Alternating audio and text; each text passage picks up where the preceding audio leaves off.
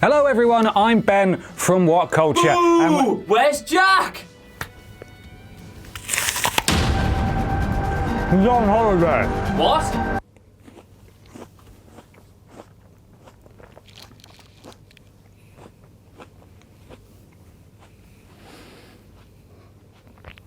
He's on holiday.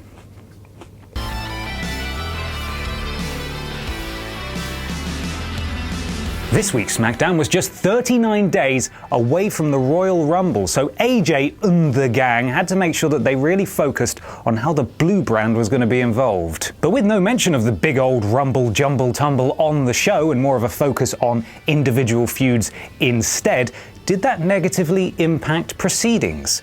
Calm the down, I'm about to tell you. First up, let's go down. Normally, Team Blue does a pretty good job of giving the ladies that are away from the title picture something significant to be doing, but not in this case. Carmella and Nikki Blah have just done some fights for a bit, and Natalya, clearly guilty of attacking Nikki Blah at Survivor Series, was finally outed. "My cat has more charisma than you," grunted the leather-clad, heart-branded slab of tofu. "And that's why John's never gonna marry you." That's how she talks. Why should I care, though? Why should any of us care?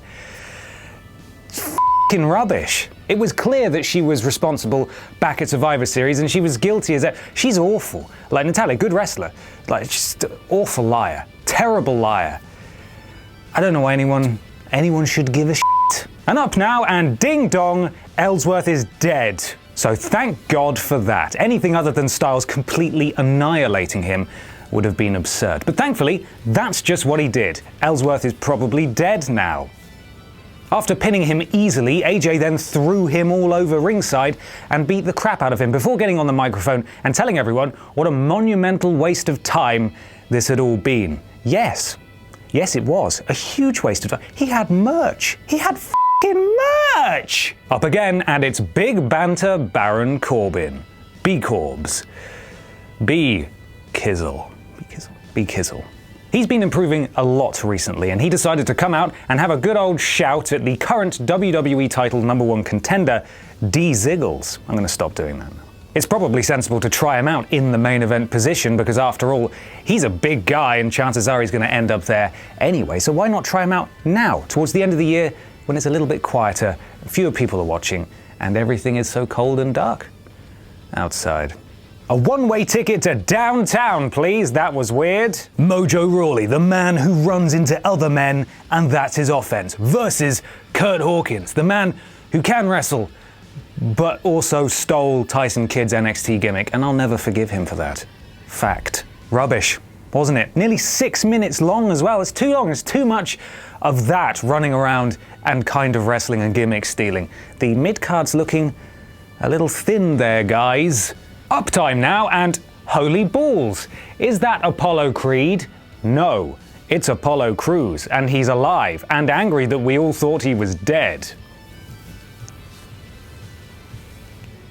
He challenged The Miz for the IC title this week, and he was hip-hopping and bit-bopping his way all around the ring, and it was great. Let's hope he gets to do more of that, because he's good at it.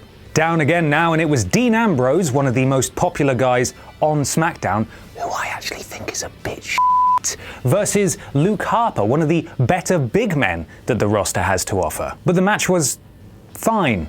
Unremarkable even. I mean, you don't want them killing themselves on a weekly basis, obviously, but it was from two guys that can offer quite a lot. It was a very middling, quite boring match, actually, surprisingly so. Shame. Becky Lynch in spandex? Just thank God that I'm here and Jack isn't for this point, because he would definitely be naked, probably. It's an up, though, with La Luchadora successfully beating up Little Miss Bliss and revealing herself to be the Baxter. This changes up the whole, "I'm gonna fight you and get my title back. No, you're not. I'm gonna fight you first" formula that usually revolves around title rematches and adds some nice spice to affairs. Christmas spice. It's nearly Christmas. Christmas spice. One final up now with Styles beating the crap out of D Ziggles and B Kizzles with a chair, following a good match that reconfirmed Big Banter Baron Corbin as an unstoppable monster. As a result, a triple threat match for the WWE title will be held in the main event of next week's SmackDown. And looking at that card, it looks like a little tiny pay-per-view, so it should be bloody lovely. And there we have it, 5 ups and only 3 downs. Yay! I'd like to take this opportunity now to encourage you all to go and read the full ups and downs article by Andrew Murray on WhatCulture.com. And if you want to see more of me, for some reason, I don't know why, you can follow me on Twitter at confused_dude, if you fancy. Honestly not sure if there's going to be another video next week, because Christmas and I bloody well won't be doing it. I'm Ben from WhatCulture, and thanks for watching. How did you even get in here? Oh, the banana.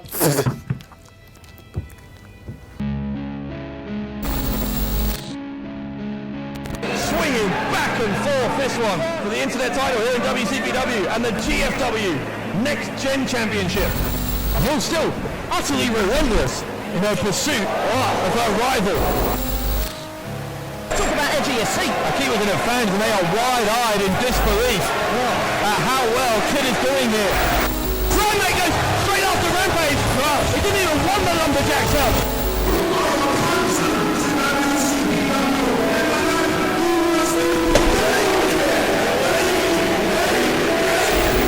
One of these two teams will be leaving with those belts around their waist. Oh! Are you kidding me? Hold on. Are you kidding me? Did I just imagine? The WCW World title about to be on the line. Joseph Connors faces his 2 arch nemesis, Joe Hendry and Drew Galloway. The title in jeopardy like never before.